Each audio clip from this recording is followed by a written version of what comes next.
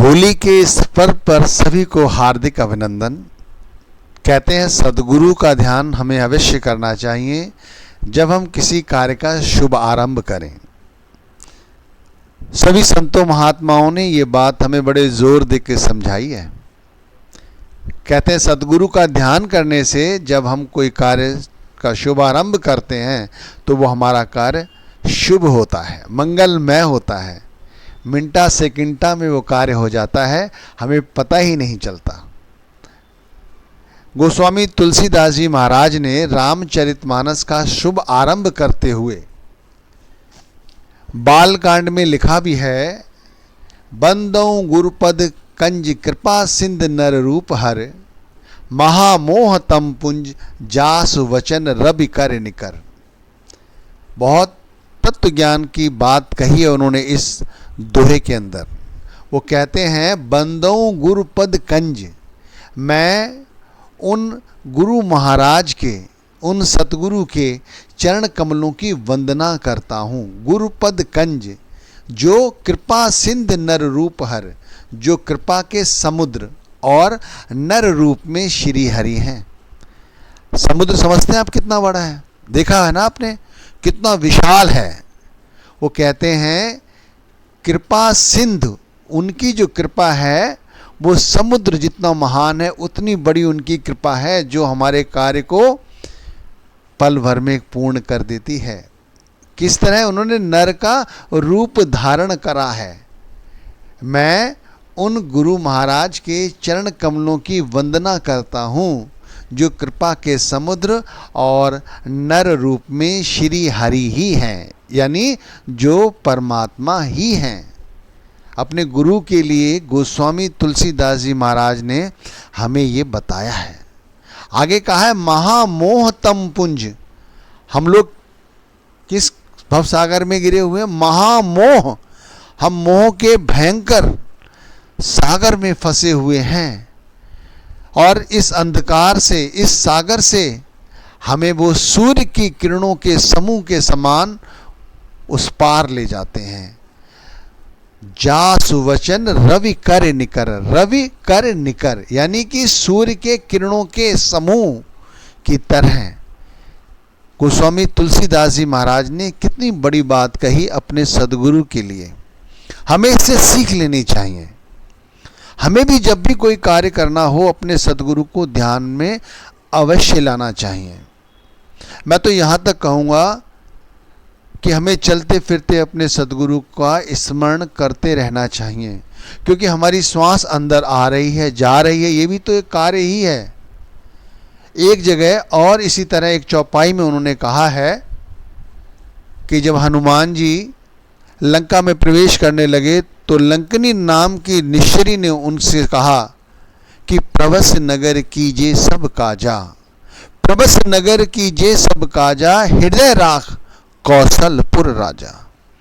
उन्होंने कहा कि आप अपने इष्ट को हृदय में धारण करके इस लंका में प्रवेश करें और सारे कार्य आपके सिद्ध होंगे। इसी तरह हमें भी चाहिए कि अपने सदगुरु का ध्यान रखकर ही हर कार्य को करना चाहिए। इससे हमारा कार्य एक तो सफल होगा, उसमें कोई विघ्न बाधा नहीं आएगी। दूसरा, हम उस कार्य को करते समय दुनिया की माया से, दुनिया के प्रकोपों से बचे रहेंगे। हमारे अंदर जो लाभ और लोभ और जो मोह तृष्णा की वासना रहती है ना, जब हम सदगुरु को आगे रख कर वो काम करते हैं तो वो कार्य हमारा सिद्ध तो होगा ही, लेकिन ये जो प्रपंच है वो भी हमारे को छू नहीं सकेंगे। एक जगह और चौपाई मैंने सुनी है इसी बालकांड के अंदर कि जब राजा जनक की प्रतिज्ञा द्वारा कोई भी व्यक्ति उस धनुष को नहीं तोड़ सका तो गुरु का आशीर्वाद लेकर महाराज श्री राम ने उस धनुष की ओर जब पहुंचे, उठाने की कोशिश की, तो सबसे पहले गोस्वामी तुलसीदास जी महाराज ने वहां भी एक चौपाई लिखी है और उसमें उन्होंने कहा है, गुरहि प्रणाम मनहि मन कीना, गुरहि प्रणाम मनहि मन कीना, अति लाघव उठाए धन लीना। उन्होंने अपने गुरु को, महाराज श्री राम ने अपने गुरु को मन ही मन प्रणाम किया। देखिए कितनी बड़ी उपाधि दी है उन्होंने अपने सतगुरु को, कि मन ही मन उन्होंने अपने सतगुरु की आराधना की। अति लाघव, मतलब इतनी जल्दी उठा लिया कि कोई देख ही नहीं सका। उन्होंने उठा लिया, अति लाघव उठाए धन लीना। मिनटा सेकंडों में उन्होंने वो धनुष उठा लिया, जिसके लिए कहते हैं पता नहीं कितने राजा महाराजा थक गए थे। ये गुरु की महिमा है जिसे हमें समझनी चाहिए। शास्त्रों में जो विदित है, जो लिखा गया है, वो इसलिए लिखा गया है कि हम यदि किसी देहधारी सतगुरु से नाम दान ले चुके हैं और हमें इस ओर हमारी जिज्ञासा है, तो हमें उनसे फायदा उठाना चाहिए। हमें इस तरह फायदा उठाना चाहिए कि हमारे जीवन के हर कार्य सफल हो, सफल हो, मनोरथ हमारे पूर्ण हो और हम सुखमय जीवन व्यतीत करें, आनंदपूर्ण जीवन व्यतीत करें। और इसी तरह जब इसी अध्याय में कहते हैं परशुराम जी ने जब बहुत ज़्यादा गुस्सा किया कि ये भगवान शिव का किसने धनुष तोड़ दिया है, और वो लक्ष्मण जी को मारने लगे, और बार बार महाराज श्री राम आगे आकर उनके साथ विनम्रपूर्वक वार्तालाप करते, तब भी उनका क्रोध कम नहीं होता। लेकिन उनके चेहरे की जो मुखबिंद थी, इसे देखकर, मुखारबिंद देखकर वो शांत जरूर रहते थे। उस समय भी महाराज श्री राम ने भी एक चौपाई कही है, वो भी गोस्वामी तुलसीदास ने इस तरह कही है, नाथ संबुधन वंजन हारा। हे नाथ, देखो उन्हें भी गुरु का ही दर्जा दिया है, कहा हे नाथ। कहते हैं श्री राम नाथों के नाथ रहे हैं, महाराज श्री राम। अब ये क्या सत्य है क्या नहीं, ये तो आप उन पर छोड़ो, लेकिन जो कहने का भाव वो समझो कि वो कहते हैं हे नाथ, नाथ शंभुधन, शंभु यानी कि शिव का धनुष तोड़ने वाला, भंजन हारा, होए है कोई एक दास तुम्हारा। नाथ संविधन भंजन हारा, होई है कोई एक दास तुम्हारा। जिसे लोग दुनिया नाम जिनका जपती है, वो कहते हैं कि होई है कोई एक दास तुम्हारा। वो दास है तुम्हारा जिसने महाराज शिव का धनुष तोड़ा है। इतनी बड़ी महिमा। इधर मैं यही आपको समझाना चाहता हूं कि संत मार्ग पे आके हमें हर वक्त अपने सद्गुरु का ध्यान करना चाहिए।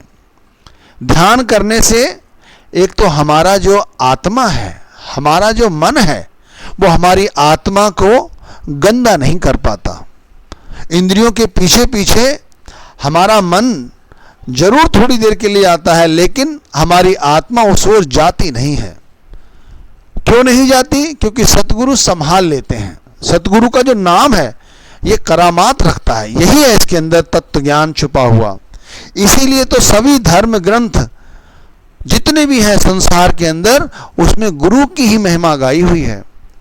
गुरु कोई छोटी मोटी चीज नहीं है, गुरु बहुत ऊंची चीज है। उसका नाम और सतगुरु दोनों एक है, ये ध्यान रखिए।